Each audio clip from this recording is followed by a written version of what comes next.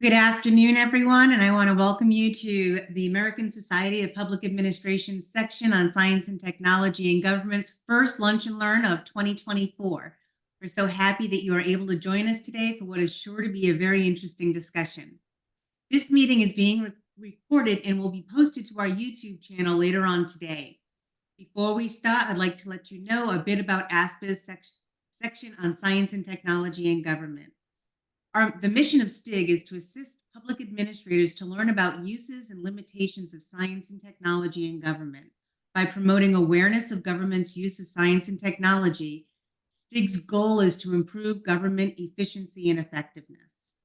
STIG members are interested in a broad range of topics from environmental science to artificial intelligence to science innovation policies and everything in between. These are dynamic and exciting subject matters which government continues to grapple with, and the needs of researchers and practitioners to explore these are critical. If you would like more information about STIG or joining STIG, our website is www.sstig.info. In order to ensure a timely event, questions are going to be addressed at the end of the presentation. Please use the Q&A feature if you would like to submit a question prior to the end, or if you would wish to ask your question directly at that time, please use the raise hand function in Zoom and you will be called on as time allows. With that said, I would like to turn this webinar over to our very own Alan Sharp. Alan, it's all yours. Great, thank you, Georgette. The You're welcome. graphics go downhill from this point on, but I'm very grateful to be with you in a topic that I know so many of us are concerned about. And so let me start by introducing myself very quickly. I am the executive director of the Public Technology Institute, better known as PTI, and I am also an associate professor at the Schar School of Policy and Government at George Mason University. So I am honored to kind of be leading 2024 with our Lunch and Learn, and hopefully we will have a great session. And we did not overload the panelists because we have enough to say amongst ourselves, but we really want to encourage questions from you. And so we want this to be highly interactive. So we have two folks that I'd like to introduce, and I'm going to set the stage, if I might, talking about where I think we are, but we are certainly going to get a local government perspective, a state government perspective, and then AI really has no boundaries. I mean, I think that's the bottom line. It affects all levels of government and all levels of our personal life moving forward. So I first want to introduce, first of all, thank you, Stephanie and Nick. Let me start with Stephanie. Stephanie Deitrick is the Chief Data Officer for the city of Tempe, Arizona. Tempe, as you may know, was believed to be the first city in Arizona, if not the country, to enact a policy involving ethical use of AI. And what's really remarkable, in a very short time, the city council approved the policy in June. So this takes into account transparency, fairness, accountability, but I don't want to get too far ahead of that. But Stephanie has been the Chief Data Analytics Officer. She's very much involved with GIS and data, which kind of sets the stage perfectly from the lens in which she sees things. And like me, she also has a hand in academia, having taught at Arizona State University for some 15 years and have been associated with them. I'm also happy to have Nick Stowe with us. Nick is the Chief Technology Officer for the state of Washington, and he was appointed in this position in March 2023. And as the CTO, he is responsible for setting the technological vision for the state of Washington and driving forward transformational technology initiatives to improve the delivery services of its residents. But Nick is no stranger to the state. He has had various roles as being the chief architect and many other roles having to do with Washington State. So that sets forth how we view things generally. So let me just start by saying that I think we can still say this as we begin 2024, that this truly is looked upon as a dawn of artificial intelligence. And what's really interesting is this article in The Economist was published in May 2015. Are we still in the dawn? In some ways, yes, but it didn't reach many of our population, and including many of us, perhaps even on this call, this webinar today, until ChatGPT entered the stage early part of this year, almost a year ago. We knew AI was coming. We knew about AI and its different manifestations, but we didn't understand the power of ChatGPT, and that truly caused us to start to move very, very quickly. As I've given a number of talks on this, many people believe there has been 4 industrial revolutions, and we're still in the midst of the 4th. Some are much more specific, saying the 4th really is all about AI.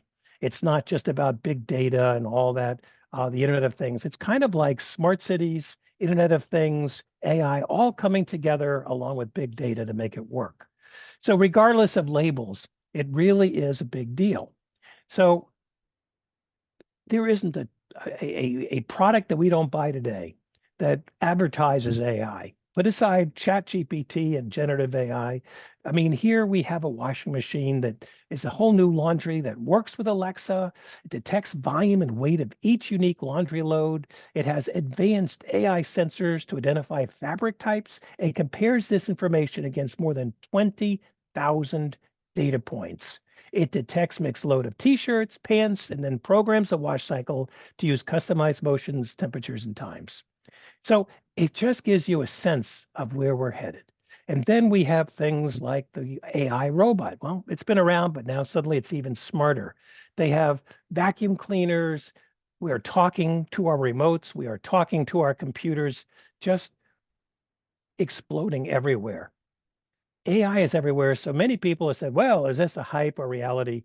Recently, I was at a meeting and says, well, where does this fit into Gartner's hype cycle? And I'm thinking, this is no longer hype.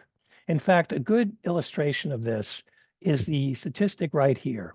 When you look at how long it took for selected online services to reach 1 million users, let's look at Netflix in 1999. It took 3.5 years to reach 1 million users. Airbnb, 2.5 years. Facebook, 10 months. ChatGPT reached that 1 million users just in 2022, and it took 5 days. So that gives you a sense of the fascination and the interest that we're looking at today. So for our discussion today, what are state local governments doing about this? What are they thinking? And we're going to hear that from our panel in just a moment. But if I look back at what we concluded with 2023, 10 states included AI regulations as part of larger consumer privacy laws that were passed or ongoing. And even more states have proposed similar bills in various states of the legislative process. Several states have developed task forces to investigate AI. Other states have expressed concern about AI's impact on services like healthcare, insurance, and employment. So my organization, the Public Technology Institute, did a survey, one of the first in the country for cities and counties, and we published this in August 2023. I'm just going to share a couple of highlights. When we asked our CIOs of cities and counties across the country, almost 60% said they expect dramatic change. Only 42% basically said they didn't see much change, but nobody said there would be zero change. So everybody sees change, whether it's dramatic or a bit. When we ask them, and this is going to come up in our discussion, when we talk about what are the issues that concern you the most, ethics was number 1, followed by unauthorized release of personally identifiable information.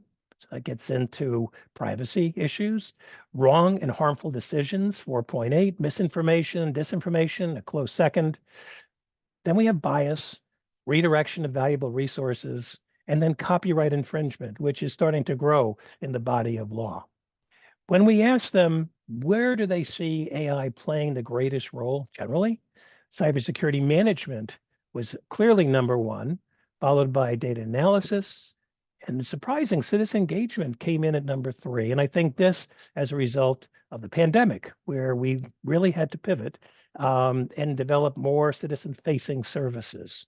And then, of course, we have predictive analytics and improved decision-making and the like. This slide deck can be made available to you, just like this recording will be posted. We also asked, and this is interesting, do you believe that you need training to better understand the implications of AI?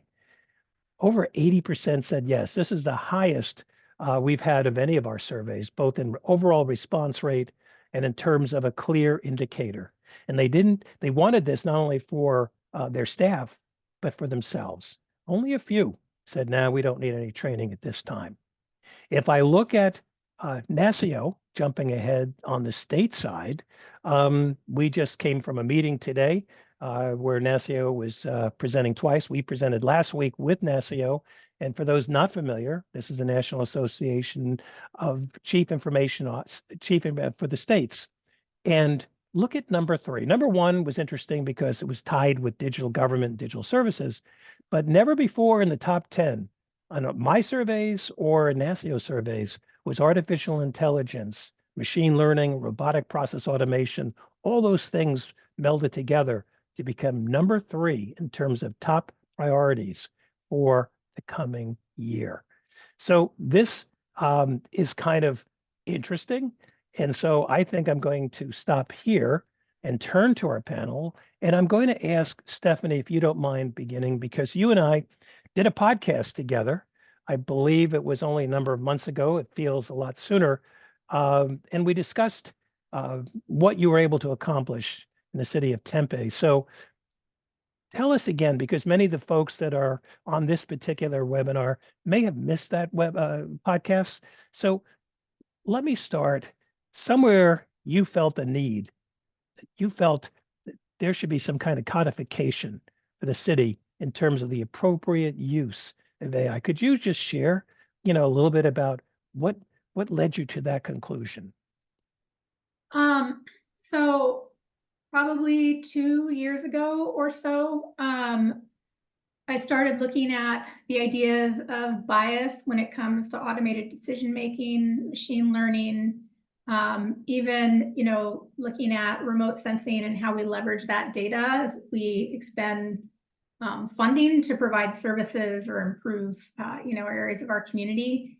And there wasn't an ask for it. So it was one of those things of I started researching, I was thinking about it, I was taking notes and going like, this is what it's going to look like. I have time.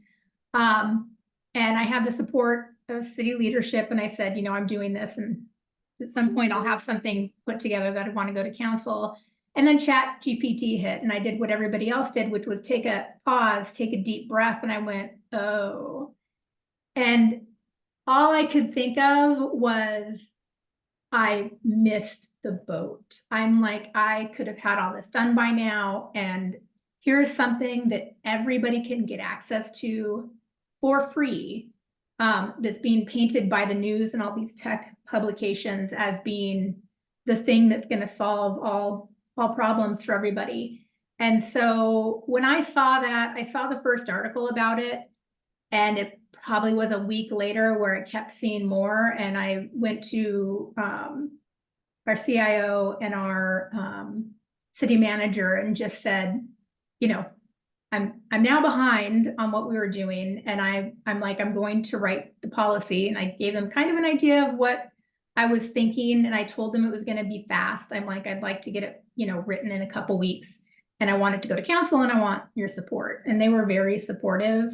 So I took all that and put it together with the idea of aligning Tempe values, which focus on equity and openness and, collaboration. And I took those values and tried to think about how would we apply that to AI? How would a policy help align our use of AI with that? I think that I was slightly nervous that I was going to get some pushback just because of the fact that I emphasize so much that there have to be, you have to be touching, people have to be touching it. And I almost envisioned AI coming into the city as if it's a new employee, and you have to bring that new employee in, you have to give them training, you have to watch what they're doing. Maybe you pair them up with another employee, or maybe they become partners and collaborate with another employee. And I kind of approached it with that mindset. I put the policy together probably in a couple weeks. I gave it to our council to review, other leadership to get feedback on, and I really didn't get a lot of pushback for change. And I was very lucky and grateful to be able to get it through City Council on our first try in a unanimous vote to adopt it. I've written a few other data-related program policies for the city, and so one thing I thought was really important is not just having it be a policy, but at the same time the policy resolution was approved, it also implemented and gave us approval to form an AI governance committee. And the policy actually outlines what the kind of responsibilities of that committee are and what authority the committee would have, so that it wasn't just, great, I have a policy, now I have to convince people. Well, I still have to convince people, but I don't have to convince people to let us make a steering committee, but more council is basically saying, yes, we approve this, and now you need to go do this thing. And so, you know, the steering committee part lays out the fact that there has to be a review process. Any new AI has to go through that steering committee. There have to be annual checks, all those things that everybody's talking about. And that was part of what council adopted. And I think for me, that has made it a little bit easier to get people on board with joining and participating as we start to put those processes together. Cool. Let me go back to my presentation, and I want to share the element. And one thing that I found kind of interesting, I mean, this is a synopsis of what you've just been speaking about. This comes from your policy, and the scope. I mean, this is not a terribly long one. I mean, there are city ones that I have read that are 30, 40 pages. Yours is very concise. This is the one that got me. This is the phrase, and I'm just fascinated, human AI collaboration. We will encourage collaboration between humans and AI systems, leveraging the strengths of both to enhance decision-making processes and ensure that ultimate control remains with humans. This is really an advanced way of looking at things. What led you to this? This is fascinating to me.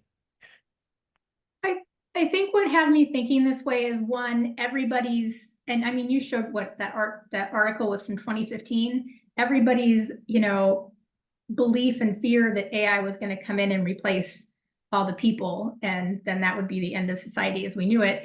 And so part of that was in the back of my mind of how do I frame this so that people understand that this is supposed to help us and facilitate our work and not just take over someone. Because I think the second that we just are like, we're going to put AI in place and just let it do its thing and look at all this other stuff we can do, I think that's where disaster happens. And so, I mean, I really tried to think about it as, what would, you know, it's more than bringing on a tool, right? Because there's some intelligence, hopefully, built into this. And so I thought about, what would it mean to bring in something that can, in some level, think about things? And it really is that idea of bringing a new employee into the environment. And you don't, hopefully, theoretically, don't bring a new employee in and just dump them off in a seat by themselves and go, no one's going to work with you, you're just going to be on yourself. You bring that person in and you build that relationship. Someone hopefully was working with them. They work with their teammates. They contribute to whatever is happening, but they are not normally an island unto themselves. There's other people involved. And so when I talk to people about what does it mean to bring AI in, I think about it as, you're bringing on another staff resource. And that staff resource has to be paired with at least one person at minimum. And they're there to help that person. And that person needs to provide guidance, because, you know, if the AI is producing something that doesn't align with what we're expecting, or you see it, you know, you hear about HR systems going through applications, and if you suddenly start to realize that white sounding names seem to be the only thing coming out of it, you need to have someone who sees that, like, and then corrects the system, you know, or steers the ship, corrects that system as it goes, like you would do with a new employee. And so that idea of collaboration just means, I don't think we should treat it like just another piece of software. We have to treat it like something that is thinking for itself, even if it's hopefully in the confines of the algorithm that was, you know, created for it. Oh, no, I love the imagery. I think it's brilliant. And I have to think out, where would we be in 5 years? Right now, what you're suggesting is, and I agree with you, we're mentoring AI. at some point AI may be mentoring us because, you know, they keep learning about us 24/7. They're learning everything and we're a little slow to the gate. So let me bring Nick into this. So Nick, you've heard this so far. You've got some thoughts, and tell us what's going on in the state of Washington and your area in particular, and then we can open this up to a larger discussion. Sure. Thanks, Alan. I think the first thing that has been important for us within the state as we talk about artificial intelligence is to acknowledge that it's not new.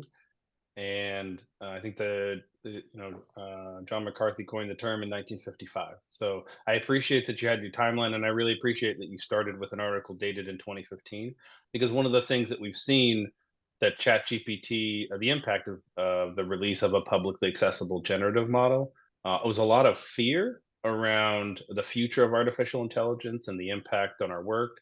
And so I do think one thing for us to remember is that artificial intelligence is a really big bucket, and things when it comes to a policy perspective, like definitions of what a predictive model versus a prescriptive model versus a generative model, like those are really important things, and demystifying and breaking down the bucket of what is within artificial intelligence is important. And the example that I usually give is I've got artificial intelligence baked into so many Excel macros. Nobody thinks those are exciting. So I do think it is important. That's one thing that's really been important for us in the state of Washington, is defining and talking about artificial intelligence. The second thing, I really appreciate that Stephanie brought up a couple of values that the state of Washington shares with Tempe, and specifically the one around collaboration. So one of the first things that we did in the state is established what we call the state's artificial intelligence community of practice, specifically for public sector. So we've got a lot of state agency representation. It's co-chaired by myself and the state's chief privacy officer, Katie Ruckel. We also have, I think this is probably one of the things I'm most proud of, is we have a significant amount of local government participation. We have local government on the steering committee and local government representatives in a subcommittee focused exclusively on local government. Because the technology evolves so quickly, I liked the survey results you showed around 80% to 20% in terms of the need of training. And these are from technologists who acknowledge how fast this is moving. And so, and as a result, like having a community is important for us to be able to talk about these things and share information of what we're learning about how this generative model is trained, or some good examples of transparency in this model, or to talk about, like a lot of times we talk about cutting through the noise, because there's a lot of noise around artificial intelligence, kind of as you mentioned in some of the articles.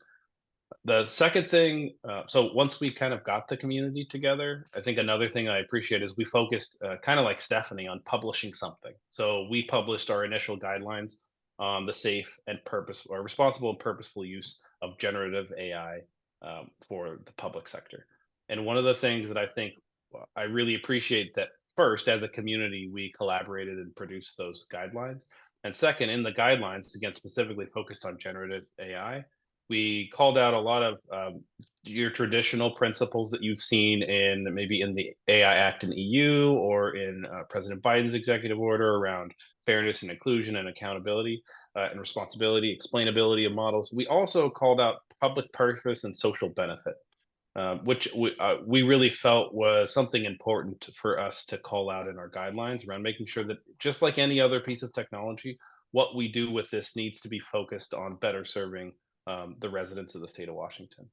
And then the last thing, I could talk about this forever, but one of the other things that I think was really good that we focused on in our guidelines is not just saying, here are all the things you shouldn't do, but also identifying, here are some areas, I think we published these in late summer of last year, but here are some areas where we've seen opportunity for generative AI to augment the work or to help functions of government that we have within state or local governments. Things like drafting documents, or aiding in coding, generating images to explain complex concepts. And so I think that, again, bringing the community together, focus on getting some initial guidelines out that talk about how to manage risks, some principles, and some use cases are a couple of things that I'm really near-term kind of recent activities that I'm really proud of that we've undertaken in the state. Excellent. So let's talk about AI more in general terms, in terms of applications. So, but before we do that, we've talked about guidelines versus policy, and I've had this discussion with a number of people. You know, What in your mind, and let me just stay with you, because I know what Stephanie's answer is going to be, and then we're going to ask her next. Yeah, what do you see the difference between a guideline and a policy? And does it matter? Sure. Guideline is you should, policy is you must. Ah, And I think kind of to Stephanie's point earlier, a lot of times guidelines, in addition to you should, serve as a vehicle for education or as a vehicle for awareness. Policies, because they are much more detailed, policies and standards, which I will stick under the policy stack, are oftentimes take a lot longer to get through and develop. They have more dependencies on your existing processes. There's a lot more required to maintain a good, healthy policy and all of the kind of compliance associated with a policy. And so oftentimes a guideline can be a good stepping stone into, hey, here is something that we know is important, that's relevant. Here are some best practices so that you, like as an example, we've seen many entities within the state of Washington use our guidelines to then identify or to attribute in a policy that they've developed. The other thing that I would mention in terms of policies is policies, especially in this case, there is a stack of dependent policies, meaning a policy on artificial intelligence also is related to your policy on IT procurement and your policy on IT security and your policy on privacy. And so that's the other thing that I think in guidelines, you can oftentimes refer to these other disciplines when you're drafting a policy, again, depending on the structure and the operating model you have. You need to be able to reuse as much as possible the existing policy and the governance and oversight processes that you have for technology, and not go off and create something brand new. And a lot of times that takes time and is complex. And so it's kind of how I view the relationship between those no, two. that's perfect. All right, Stephanie, the last time we talked, we had this very discussion, and you chose, for the reasons that I think I totally get, is policy, but then you were working on guidelines. So where are you in the process? So yeah, Nick, everything you said, 100% kind of what I was thinking as well. And it's probably not says a lot about me, but for me, the idea of policy first was because of the fact it's a you shall. And with our open data policy, like 7 years ago, I started with an open data policy before we started doing anything related to that type of work. And it was meant to be open internal and open external. And it's really effective when you have people that push back to provide the policy and say, this went through council, they've adopted it. Let's talk through all the things, identify what your concerns are. And is there something in the policy that would be triggered that would allow you to not do what it is that we're asking you to do? And so I think policy, not just me waving it in my air going policy, which I do with the open data policy sometimes, not just, hey, we have a policy, but also, you don't think you have to do this. I'm saying you do. The policy lays out the principles. Let's look at what the concerns are. And if there's anything in the policy that says that you don't have to align with it. Our policy has nothing in there that would say necessarily in the policy that you don't have to align with what we're doing. So it's pretty helpful for that. For guidelines, we do have some basic guidelines put together. I'm going to be putting that through our steering committee as the first thing that gets kind of that final review. I do have people that thinks that we did it backward, but right now we're monitoring who's using generative AI in the city, and I'm talking to them. And so like we have a touch point to have an idea of what they're doing. But yeah, I realized I was a little bit backwards for a lot of people since they have access to generative AI now. So I think we're close to having something that I'll be happy to share out to the city once the steering committee gives its blessing. I will say that is one thing that we learned and our guidelines, the first word is interim, because as soon as we published them and we started talking about use cases and like putting our use cases up against the guidelines, there were examples of like, wait a minute, there were a lot of procurement related things around procurement and oversight of generative models that are embedded in a product. And we were like, okay, well, how does that fit up against our guidelines? So that's kind of what we're looking at, is collecting a lot of feedback. But yeah, I same process, I think, for both, is you publish something, and then get a bunch of feedback about use cases and how they fit within the policy or the guidelines you've produced. And you got to have like your generative AI guidelines or policy can't sit there for a year and a half. Yeah, things move too fast and you learn too much, and there are too many use cases that weren't contemplated when you first envision it. So I think that principle applies to either kind of guidance. Mm-hmm. Agreed. So let's move on a little bit and talk about what excites you the most in terms of actual applications that you are excited by, maybe the top 3 in your mind, and what are the ones that worry you the most? Because there are some things to be concerned about. Some of them are been expressed in some of the surveys, but let's start with the positive. What are the ones that excite you the most about what these technologies can do? Nick, why don't we start with you? Sure. So like Stephanie mentioned, in terms of values, the state of Washington also has a very big value focused on equity and equitable service and serving those who have been underserved or marginalized communities. So translation is one area that I'm really excited about. I think when you think about text-to-text use cases, translation is one area that is very exciting. Another one, again, this is not that would fit more within the generative bucket. Another one that I would focus on, still staying in the space of equity, is a more traditional machine learning approach, but that's looking at the equity of investment. And so a good example is we have one city in the state of Washington that's looking at the equity of the investment in green space, literally green space, like trees and parks, and how that's distributed across their city and how they can use that to drive decisions on where they invest, in that kind of resource. And then the last area, there are a ton. I would say I'm really interested and passionate about areas of the intersection of artificial intelligence and then environmental sustainability. And so we have a couple of examples of that in the state of Washington. One focused on wildfire prevention, detection, and response, and then another that is focused on identifying patterns in the health of ecological systems. And so sometimes that may be looking at massive amounts of images categorized on or video taken over years and years on the health of seagrass and different kind of components of our ecological environment, as that's a really big passion and kind of part of our culture in the state of Washington. Asking me to come up with the top 3 is kind of cheating, Alan, because I have got a whole portfolio. Oh, keep going. But those Let's are stay at 5. Okay, those are big. I do want to be able to get to questions because I'm sure there are some. So, but those are the ones, again, equity and environmental sustainability, and then just in the area of text to text or just making language plainer. There are also examples of just translating. Like, I'll give you an example. It's not super exciting for some people, but making our technology policies more explainable to our constituents or to people within state government. It turns out that it's not always the easiest to navigate a stack of technology policies to figure out what you can or can't do. So just making text more explainable and consumable to our residents or to our state employees is an area I'm really excited about. Cool.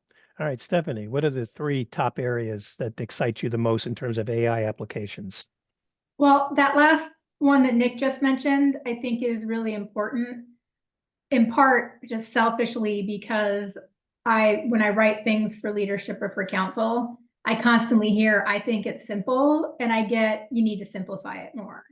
And, that takes a lot of time. And so the idea that for every person who has to write something to send to council, who will get that feedback of, if we develop the skill sets for people, that they'll be able to start to use that to really streamline that process. And instead of having to write 5, versions of it, you maybe write 1 and then use generative AI to simplify that down. And I think that could just be really helpful.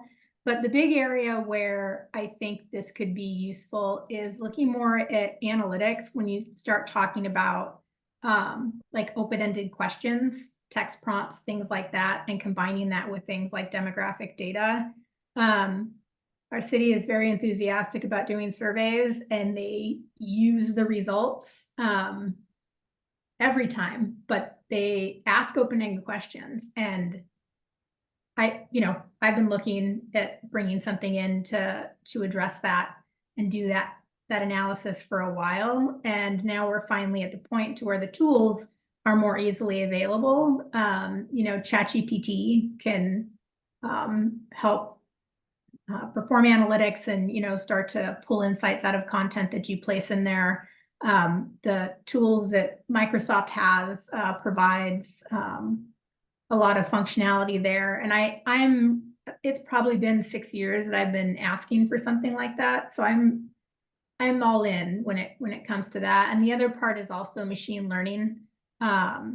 Speaking to environment sustainability, we have an urban forest program, and part of that weirdly is engineered shade. And improvements in GeoAI are making it easier for us to get more refined in how we can use machine learning to identify something that would be engineered shade and not just like shade that drops off a building.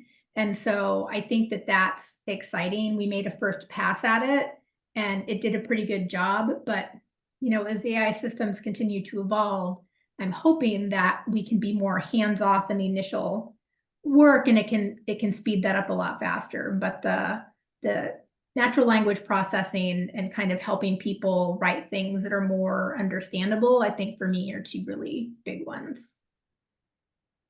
Yeah, I find it for myself, just doing outlines is so helpful. That to me is a low-hanging fruit. Give me an outline on this, and whether I agree with it doesn't matter. It gets my mind to start thinking in an organized manner.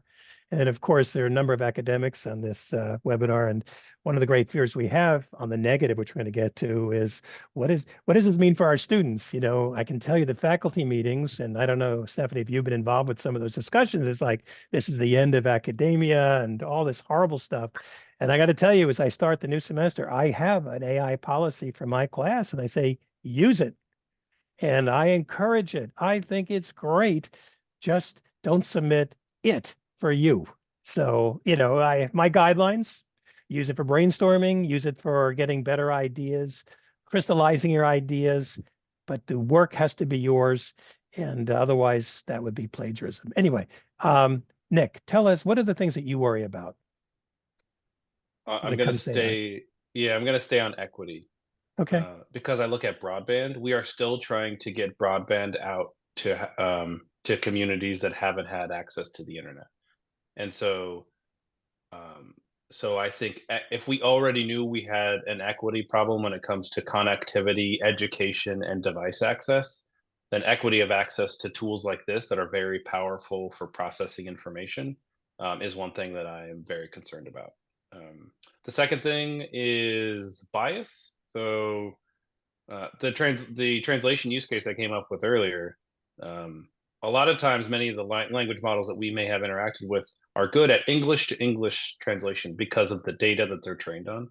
And so not having a representative data sets in a lot of these models means that there is bias built into the models, and there's bias in everything that we do, in the way that we collect data, and there's historical bias, and we won't go into the rabbit hole of the importance of bias, but that's one other thing that I'm concerned about. The third one would probably be transparency, especially as a lot of these models get complex. You brought up copyright issues early on.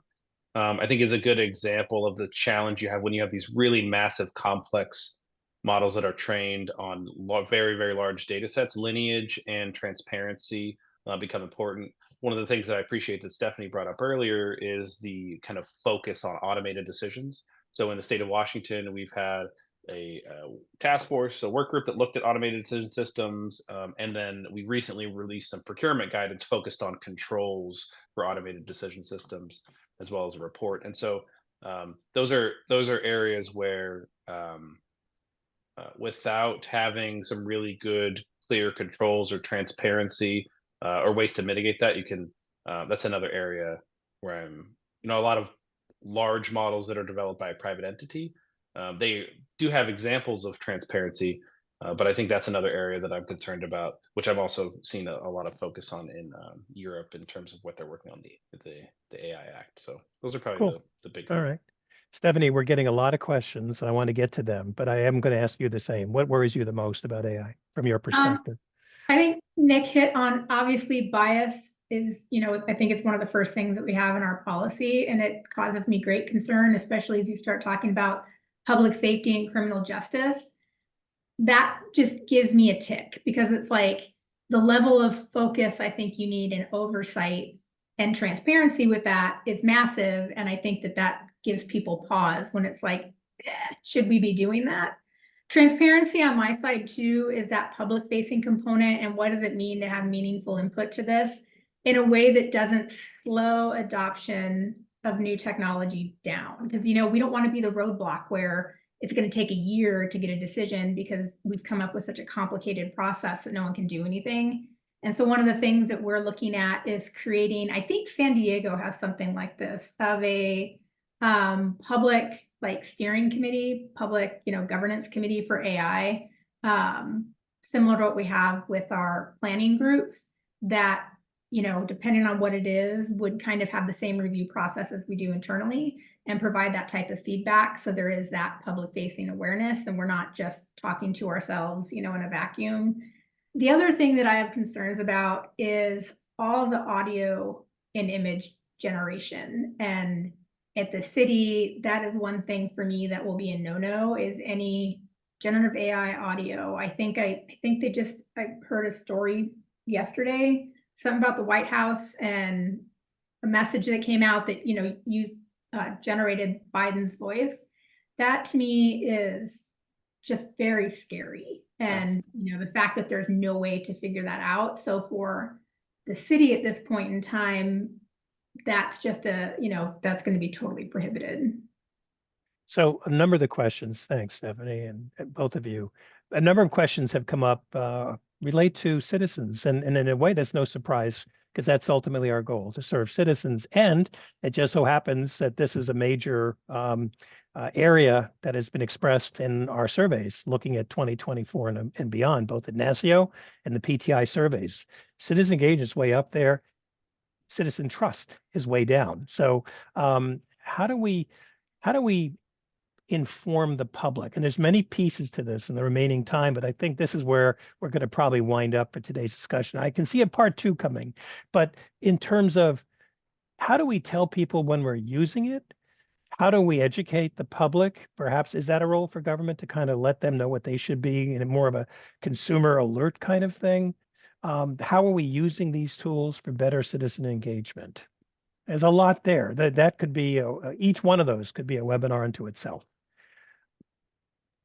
Nick, thoughts? Yeah, sure, I can start.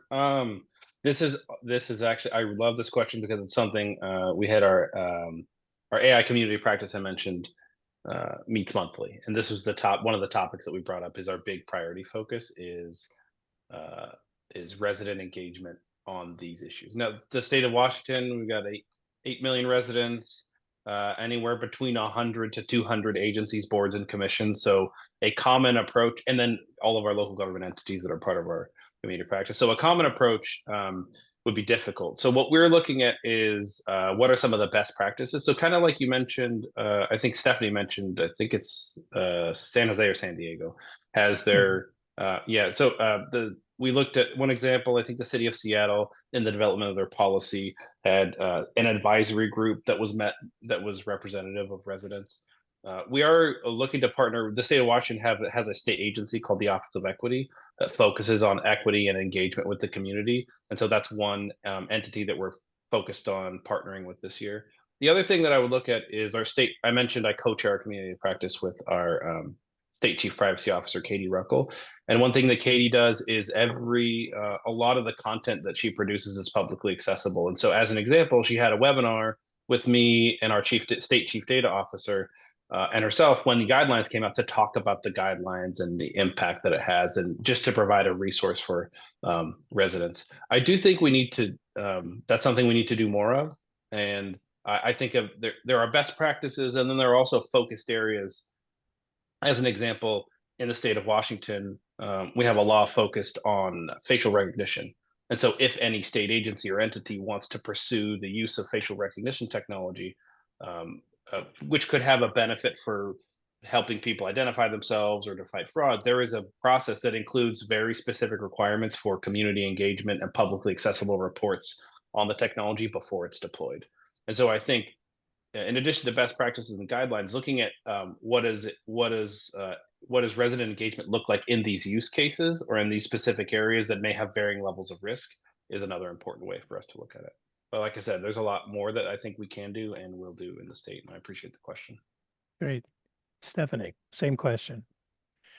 I think that idea of use cases to helping define what engagement looks like is really important because, again, public safety, criminal justice, I don't see any situation where there shouldn't be an increased level of transparency and community engagement around the city, even considering something like that, let alone adopting it.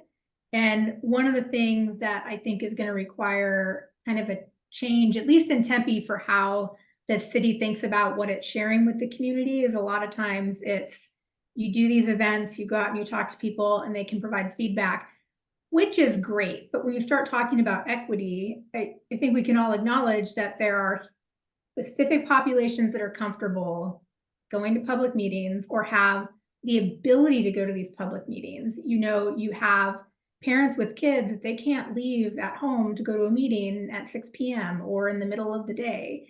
And, you know, part of it is this has the potential to touch everybody. And so on the engagement front, I think this really emphasizes the importance of providing approaches that are accessible to everybody so we can have that broader perspective and we're not just touching on the small group that's comfortable talking to the city that shows up for everything, because their needs and concerns are going to be vastly different than people who are either unable due to whatever circumstances or who aren't comfortable in talking to the city. And so that's one of the things we've been talking about internally with our neighborhood services people who do all that engagement on what could that look like.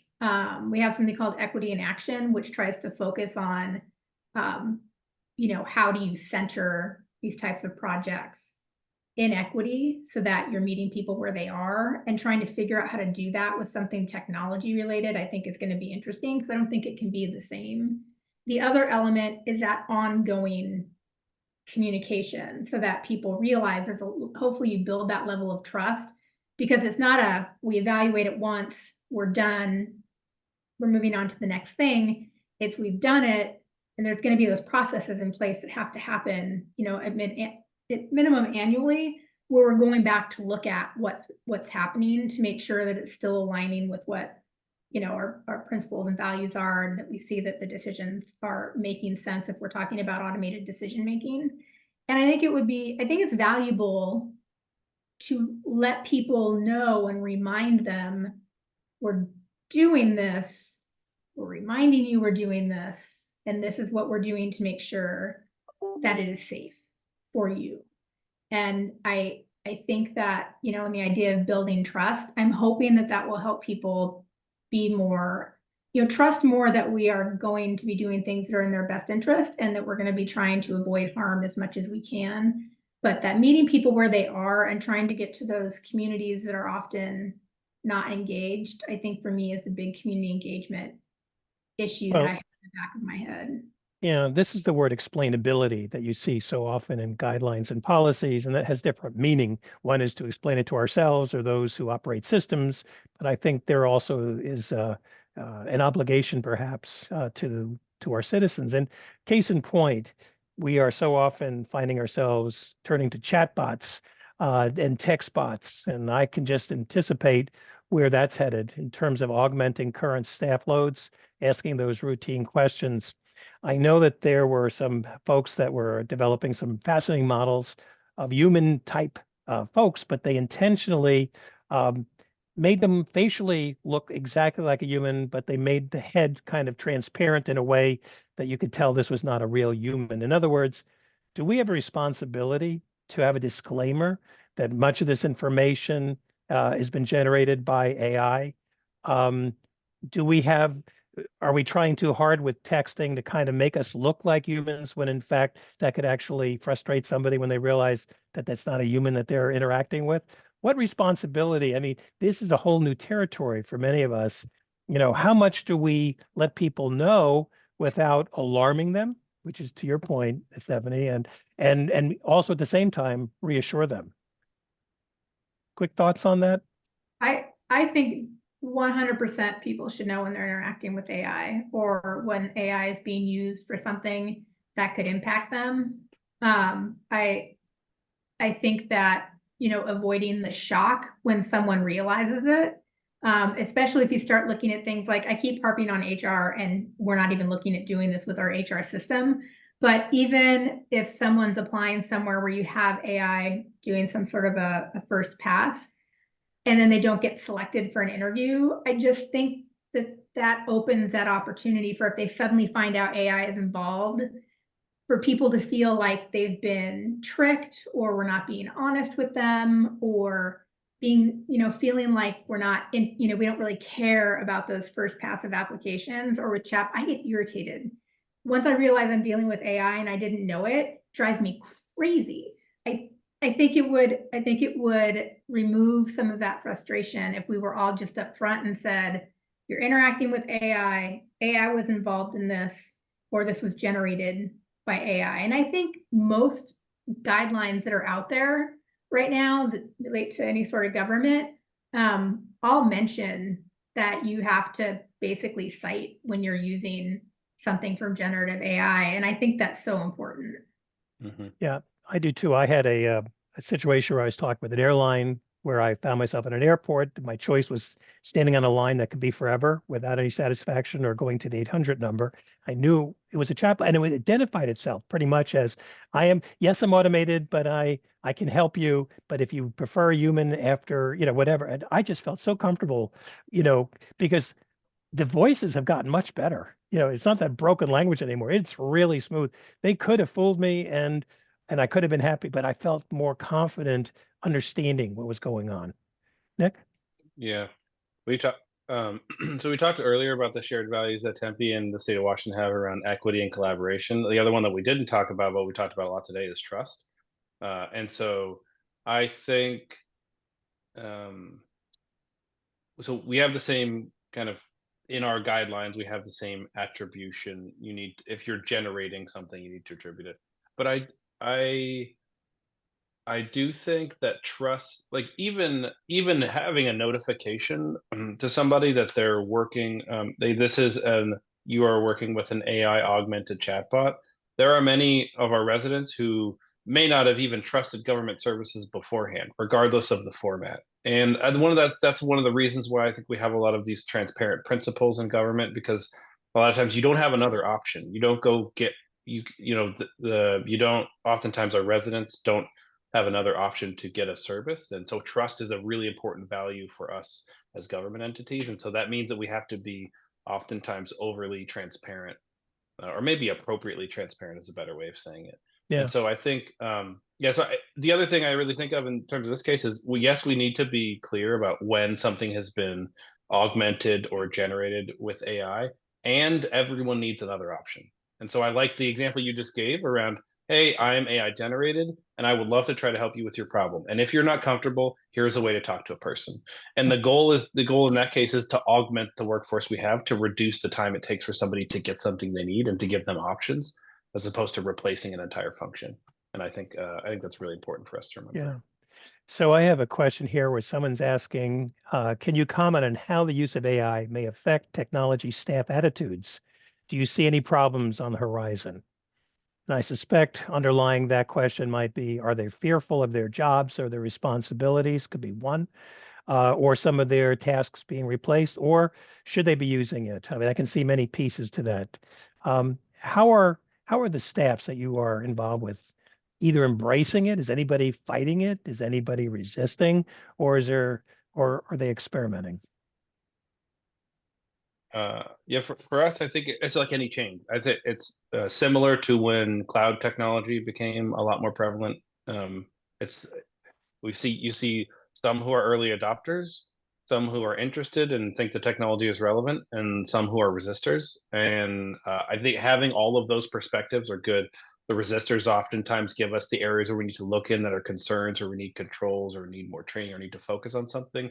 The early adopters find the use cases or the areas in our business priorities where it can help us. And so, I think of it just like looking at any other organizational change management as a discipline is very important. And so, looking at the patterns of change, I think it follows somewhat similarly. We do have people who are early adopters, and we have people who are, I don't know, I'd say resistors, but who are a little bit more wary of the technology and its benefits or risks. And we do a lot of times, at least in our community of practice, are focusing on talking about task augmentation, not staff replacement. And I think that's something to be really mindful of, because I don't, for working in the public sector for as long as I have, there is always more work than we have resources and staff to do. So figuring out the ways in our work or the tasks that we can augment has been, I think, a good mindset for us to approach it with. Good. Stephanie, any concerns voiced by staff that you detected? Not really. I think where I see some, I don't know if hesitancy is the right word, but maybe a lack of buy-in on, a government entity being willing to adopt something that is, even though it's not new, again, you had an article from 2015, but something that feels new, their belief that that government's going to be willing to do that like we're going to allow that to happen. So I think I have 2 people from IT on the steering committee, and talking about encouraging people at minimum to start looking at ChatGPT and how they might be able to use it. And they just don't, they're like, people aren't going to be interested in that. Or if we're talking about automated decision making, there's conversations about, for criminal justice redaction software, and talking about the goal would be to get something done quickly and not have it be like a 2-year process. And they really struggle with the idea that there's going to be a new solution that they could put in place that wouldn't require what sometimes takes 2 years. And so I think it's a matter of needing to have something that we could show as a success to demonstrate this, the city is willing to do this. There are things that could be really beneficial, and having this process in place to review these things and really understand what's going to happen doesn't mean it's going to take us 2 years, so that, something that we adopted that was new and innovative, by the time we get it, is going to be surpassed by something else. And so I think that's been challenging. And I think the backdrop to that question, and many people's fears, is that book titles sell and magazines sell, and the backdrop to all this is the end of work as we know it, rise of the machines. I mean, you look at some of the titles and it's frightening. We've had people say 50% of jobs will be replaced by artificial intelligence and the like. What you have presented is a far more pragmatic, practical approach. I get it. I'm with you both, but I can see where the public and possibly our workers are feeling a little different. Like, well, wait a minute, they're saying one thing, but I'm seeing or hearing this. Well, we may have to do this again. This has been delightful, and time flew by really, really quick. And it's been an honor serving as moderator for this particular webinar. I am a proud member of SSTIG, and I am been a member for ASPA for a very, very long time. So I want to thank Nick and Stephanie. Thank you again for your time and your insights. We may want to invite you back. Hopefully this was fun enough and the time went by enough that this would be something you'd want to do again. And with that, I'm giving you a digital applause for everybody. And I'm going to turn it back to Georgette.